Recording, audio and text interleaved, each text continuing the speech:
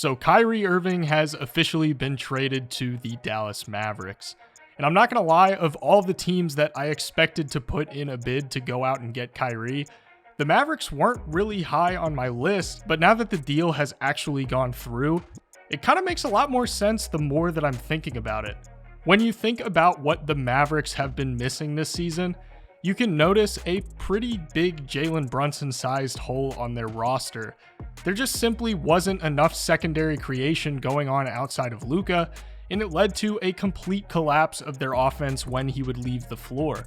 This is not to say that Spencer Dinwiddie hasn't done a somewhat satisfactory job as a complementary backcourt piece alongside Luka. In fact, I'd say Dinwiddie has been very good and probably a little bit underrated for the production that he's been putting out this year, but what he provided wasn't exactly what the Mavericks needed. They don't just need a quality backup guard next to Luka. The Mavericks needed a second star. This is something that people have been saying for so long, is you can put together a solid team around Luka, but at the end of the day, like most prolific stars in the NBA, you gotta have a second guy who can brunt some of the load when they're not able to be on the floor. This trade also isn't just a bet on the fact that Kyrie will be a star caliber guard for them, but it's also a bet on Josh Green and his upside as a player. Now, if you're not a Mavericks fan, then you might not even know who Josh Green is, which, to be fair, isn't the most egregious thing in the world. Josh Green only plays 22 minutes a game, and he started in only 3 games this season. But it's worth pointing out that Josh Green is averaging 8.1 points, 2.4 rebounds, and 1.4 assists on 67.1% true shooting in just 22 minutes per game, whereas Dorian Finney-Smith was averaging 9.1 points, 4.7 rebounds, and 1.5 assists per game in 32.2 minutes. Let's even the playing field a little bit and compare these two just to see what these guys per 36-minute numbers look like when you put them side by side. This isn't a perfect representation of what Josh Green's numbers might look like when scaled up for more minutes, but they're entirely reasonable numbers for him to reach. Yeah, he might not offer the rebounding that Finney-Smith provided, but that's just a lack of height. He'll make up for it with his vastly more efficient scoring and the fact that he provides additional playmaking for them. Since we're comparing the pieces here, we might as well do the same for Kyrie and Spencer Dinwiddie. Dinwiddie is putting up 17.7 points, 3.1 rebounds, and 5.3 assists on 59.9% true shooting, and Kyrie is putting up 27.1 points, 5.1 rebounds, and 5.3 assists per game on 60.4% true shooting. From a purely numbers perspective, this trade kinda does make perfect sense. Last year, what made the Mavericks so good outside of just Luka Doncic being, well, Luka Doncic? They had a secondary shot creator in Jalen Brunson that could take some of the burden off of Luka and create for himself and the offense when Luka's not on the floor.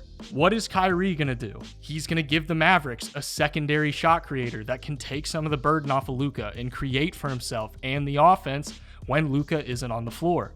This is something that was desperately needed for the Mavericks because when Luka isn't on the floor, they have an offensive rating of 107.7 points per 100 possessions, which for some context is terrible. The worst offense in the NBA, the Charlotte Hornets, have an offensive rating of 108.9 this year. So the Mavericks have literally the worst offense in the league when Luka isn't on the floor. It's no secret that they needed to remedy that fast if they wanted to have a chance of doing anything in the playoffs. That's why they were even able to go as far as they did last year, because they had Jalen Brunson there to help elevate them when Luka was out with injury or when Luka needed rest. Now, let's try to paint a decent enough picture of what Kyrie might be able to do for this offense when he's not on the floor with Luka. And then we can also take a look at what they might be capable of doing on the floor together. When Kyrie has been on the floor without Kevin Durant this season, the Nets have still been able to maintain an offensive rating of 116.7, so it's not a stretch to imagine that the same trend couldn't potentially apply to the Mavericks. But there are still people throwing out the questions of how can two ball-dominant players work together? It just doesn't make any sense. Well, Kyrie has been playing with another ball-dominant player for the past few years with Kevin Durant, and a third ball-dominant player as well during that period of time in Brooklyn with James Harden. He's played with literally LeBron James, who isn't exactly a one-to-one comparison for Luka Doncic, but it's a proof of concept for Kyrie and Luka being able to function together within the bounds of a heliocentric offense. This offense is still going to be Luka's offense, and Kyrie shouldn't have any issue playing alongside that. A more nuanced aspect of the Mavericks offense is how much work that they do late in the shot clock. They really like to whittle down the shot clock for as long as possible and wear defenses down until they know for sure that they can generate a high percentage look. Kyrie fits that philosophy perfectly. Imagine Luka breaking down the defense for 20 seconds of a shot clock. The defense is almost certain that they've done a good job of preventing a bucket, and then all of a sudden, he kicks it out to Kyrie Irving. And then the defense has to figure out how to stop Kyrie for the last 4 seconds of the shot clock. That's a nightmare. You can play perfect defense for the first 20 seconds of a possession, but if you don't finish the last 4, then the opposing team is going to burn you. Also, on one hand, Spencer Dinwiddie did a good job as the secondary playmaker, but there's a difference between Spencer Dinwiddie as your secondary playmaker and Kyrie Irving as your secondary playmaker. Kyrie is going to draw a lot more defensive attention than Spencer Dinwiddie, which ultimately should mean a lot more easy reads for everybody else. It's pretty rare to have two players with as much scoring gravity as Luka Doncic and Kyrie Irving on the same team together. The Mavericks already generate the 5th most wide open 3-point shots in the NBA per game with 19.8 a night. So when you add Kyrie into that equation, not only is Kyrie going to be able to feast off of these open looks, but the Mavericks are likely going to end up generating even more open looks simply because of the fact that Kyrie is on the floor as well as Luka. But when we're talking about this trade, there's still an elephant in the room, and that's their defense. What is their defense going to look like? Is it still going to be able to function at least average? The Mavericks have the 6th worst defense in the NBA right now. It's not like Kyrie is a player that's going to be coming in and providing a ton of help on the defensive side of the ball, even if he's not a terrible defender. Is it just going to be a situation where they have to pretty much rely on outscoring the other team? Well, honestly, it might be. The Mavericks are going to be leaning more on Christian Wood. Christian Wood is a guy that I think isn't as bad of a defender as people say he is, but he's certainly not going to be making any all-defensive teams anytime soon.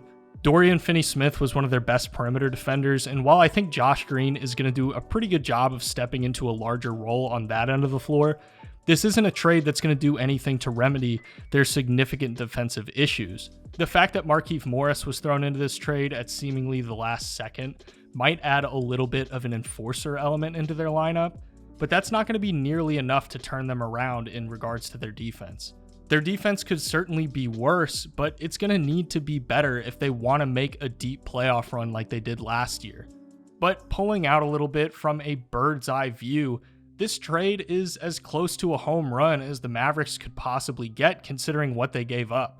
What it's really going to come down to is whether or not Kyrie is simply on the court enough and cooperative enough to let his impact show. The extra stuff with Kyrie is really the problem lately. It's not what he does on the court. We all know that Kyrie is an incredible basketball player, but is he going to be able to stay out of controversy enough to really let that otherworldly talent shine through? That's what's going to make or break this trade for Dallas. If you guys enjoyed this video and you want to see more content like this, be sure to subscribe while you're here and leave a like so that you never miss another video. Thanks to all of you for watching, and I'll see you in the next one.